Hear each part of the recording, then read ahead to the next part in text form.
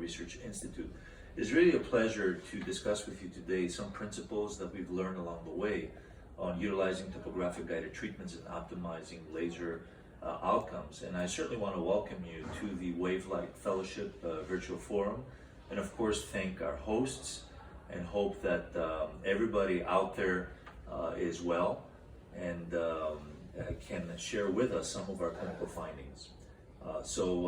We know that laser vision corrections platforms today are very effective, very efficient, and this is the reason why laser vision correction is so popular.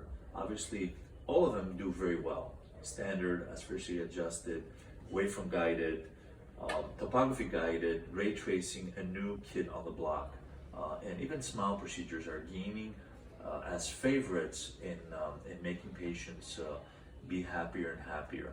We, for many years, and this slide is from our topography university courses, we for many years pursued topography guided as a tool, not only to be able to correct myopia, which is the most common refractive error that we treat with laser, but to also treat some irregularities of the cornea and enhance the visual outcomes. And this is a slide from one of the courses that we gave in New York City. We ran courses just a day before of all the major meetings. Of course, this is back in the era where we had actual meetings, not virtual meetings. But I think the knowledge is out there. Many physicians have trained in our techniques, and this is what I'm going to try and share with you today. Of course, everything that I'll be talking about today is based on cornea imaging. And I'd invite you to visit our YouTube channel from our center, LaserVision, where we have recorded a session of over an hour in just looking at the basic cornea imaging principles, which is, I think, prerequisite knowledge to be able to use them, topography guided principles in treatments. But for most of you seasoned clinicians out there, some of this knowledge may be basic.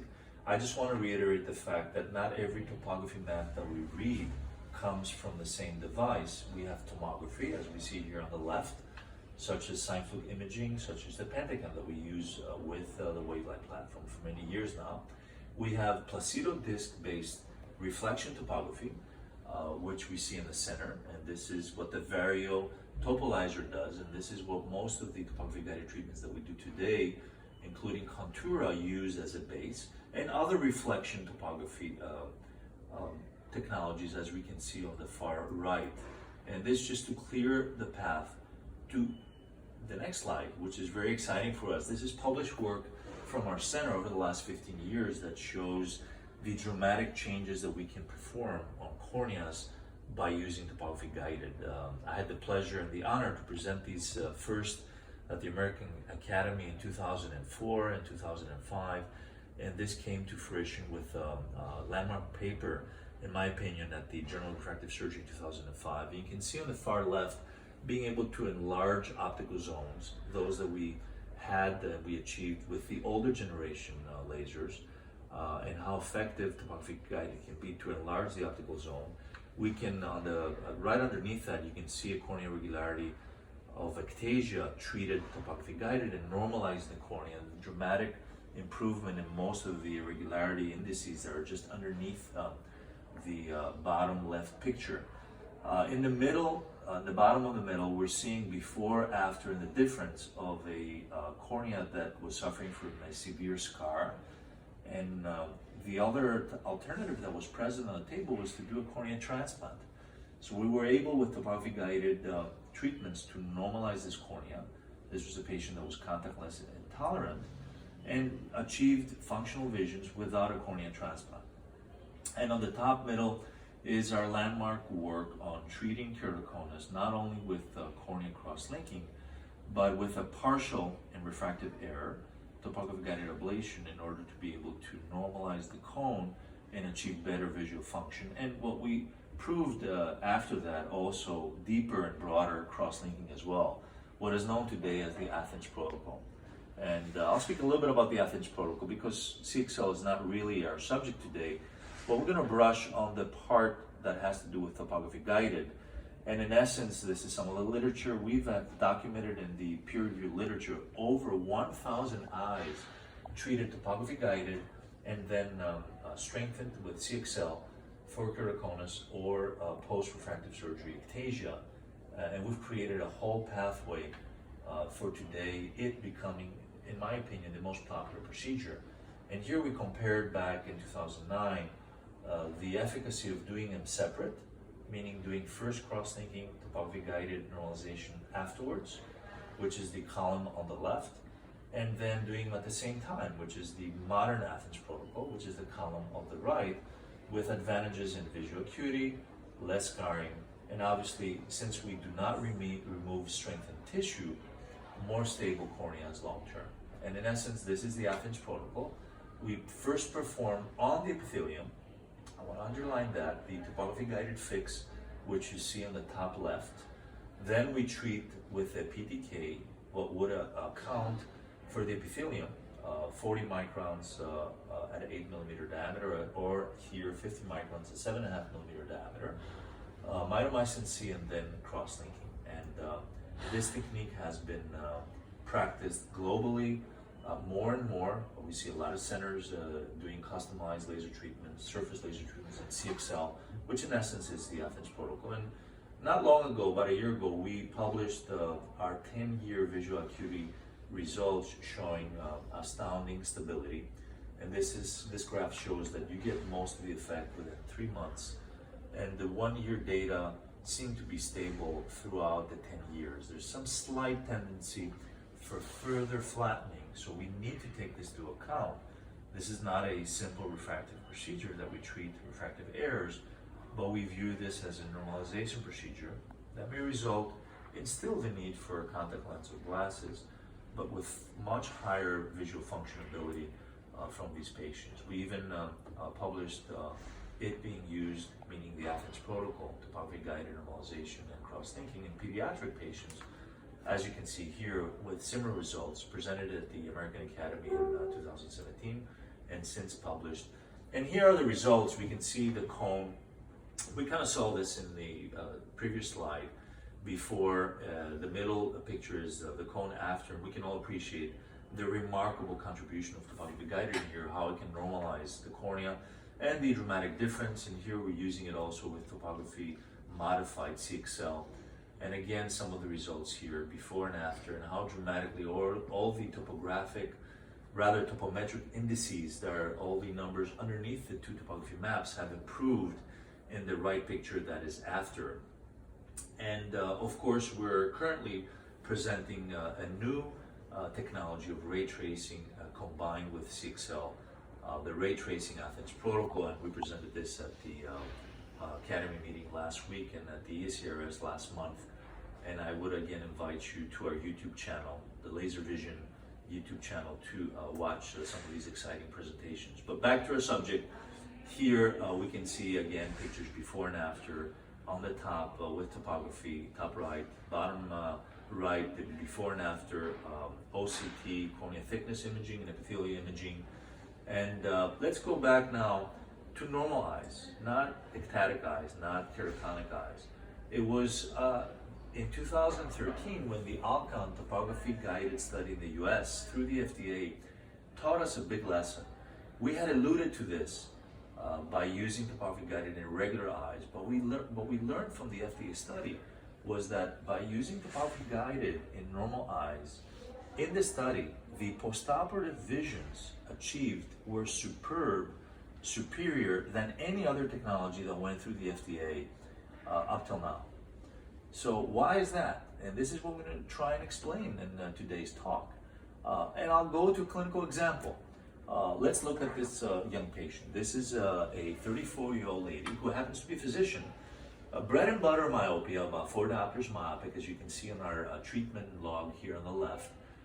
The famous for our center pink sheet.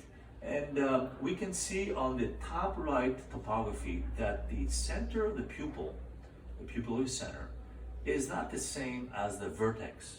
There's a difference, and the difference is showed in the variotopolaser images underneath in the little oval circle to be 110 microns on the x-axis and 60 microns on the y-axis, on the vertical axis. So there's some angle kappa here.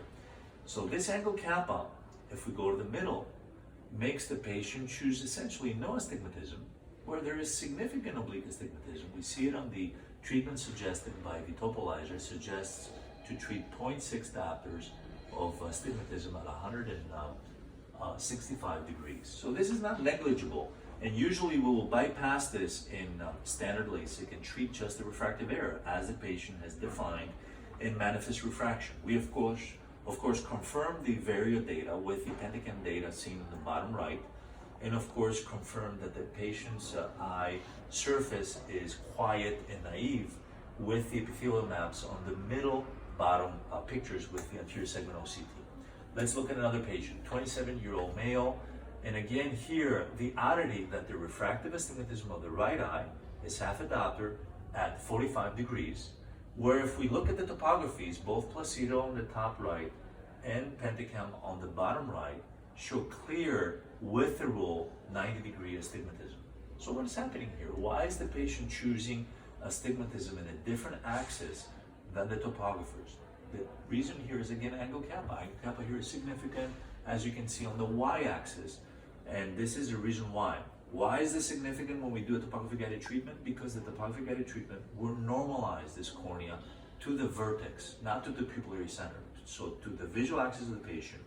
Thus, the topographic cylinder that is very significant, it's 1 diopter at exactly 180 degrees, minus 180 degrees. So topographically, 1 diopter at 90 degrees plays importance, and this is where we advocated for many years that treating, if you're doing topography guided with the topographer suggested data, will be more accurate and will give better visual results. And again, here is the same example.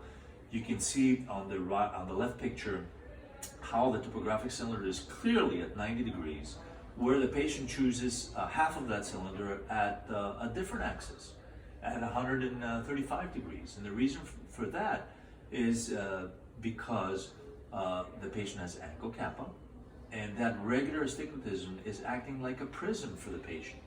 So if we do wavefront optimize, it doesn't really matter, we'll treat the manifest. But if we fix this cornea, if we treat the high and lower aberrations from the cornea astigmatism to the vertex, we need to take into consideration the actual suggested axis, which is a different case here, more astigmatism at a different axis. And I know this is difficult to decide, but this clinical example may help you. This is a patient treated, both eyes LASIK for about 4 diopters myopia. One eye is standard, the right eye, and you can see that postoperatively, there's still astigmatism in the cornea.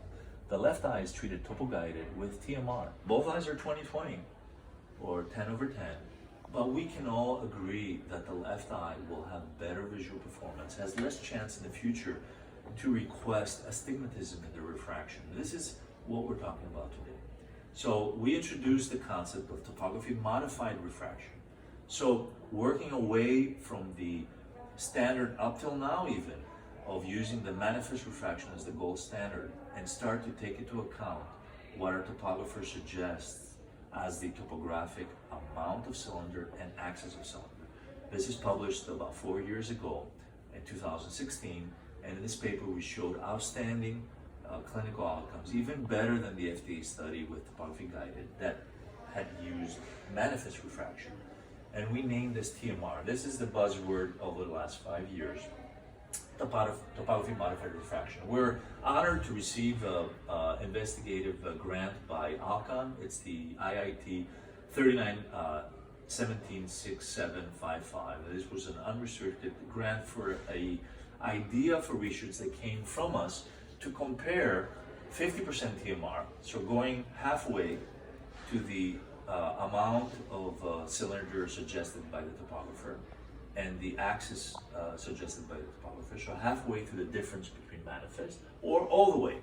So we compared 50% TMR to 100% TMR to using the manifest refraction. And in this study, which I'll share with you briefly, it was prospective, it was randomized. We did one eye clinical refraction with the Contura, and in the other eye, we randomized either 50% TMR or 100% TMR.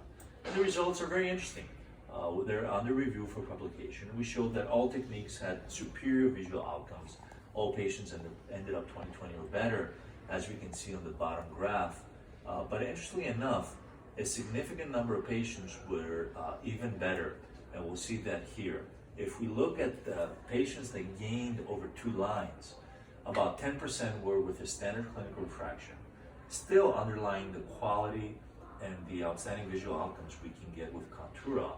But see how the yellow and the green graphs are on the left image, much bigger, triple the improvement in gain of lines. And both these represent TMR eyes, and the yellow are the 50% TMR eyes, the green are the 100% TMR eyes. But what's impressive, besides the part that TMR eyes did much better, 3 times better in gaining 2 lines of vision or more, is that the two are very close together, meaning they're about 30%. So the conclusion from the study, and on the right you can see the graphs of residual astigmatism, which of course is much less in the TMR eyes, and of course less in the 100% TMR eyes, and the spherical equivalent at 3 months. This is the key finding of our study, 50% or 100% TMR. The fact that even 50% TMR is enough to change the outcome significantly and triple the chance for patients to get a significant gain in their art-corrected visual acuity. Now, ray tracing, which is the new kid of the block, really confirms these findings. It's an old principle. I will not speak a lot about it, but it uses one device that obtains sine fluke imaging, wavefront maps, and actual length measurements to form for each eye an avatar eye, and then run 2,000 rays towards the eye and from the eye by using these measurements from one single device, the sitemap, which is now an Alcon device, and then transfer them into an artificial intelligence software that calculates the actual refraction and does the TMR work for us. Outstanding data, but that is the next kid on the block. I think that in this very interesting journey through topography-guided treatments, we saw that topography-guided ablations can become a great tool and have become an outstanding tool, not only treating refractive errors, but in therapeutic applications in eyes such as keratoconus, ectasia, scarring, irregularity, enabling to make corneas that in the past were considered obsolete and candidates for cornea transplants into patients that will enjoy the rest of their lives with better functioning corneas. TMR, our child of endeavoring in topography modified numbers for the astigmatism, has shown to have great promise, has shown to give better clinical results. We had the honor to train the first surgeons that applied this in the US, and have since worked with colleagues in the United States. And I think TMR is the buzzword, even through the Forsythia software that helps surgeons do this automatically. We found in our study that even doing 50% TMR may be enough to improve visual outcomes compared to standard clinical manifest refraction. Of course, we use almost 100% TMR in most of our patients, taking that TMR has been confirmed by other means of tomography, such as Pentacam. And again, as I mentioned before, all lasers, all platforms, especially the Wavelight platform, gives outstanding visual outcomes. And I assume that some clinicians will go back to using their standard manifest refraction, but I think at least being aware of these principles may help them become more effective and acknowledge some of the very important findings that we saw here together today. So again, this is John Kanellopoulos. I want to take this opportunity to thank Wavelight, thank Alcon for this fantastic fellowship program and this virtual session. And I hope you enjoy the rest of the meeting, and thanks so much for including me.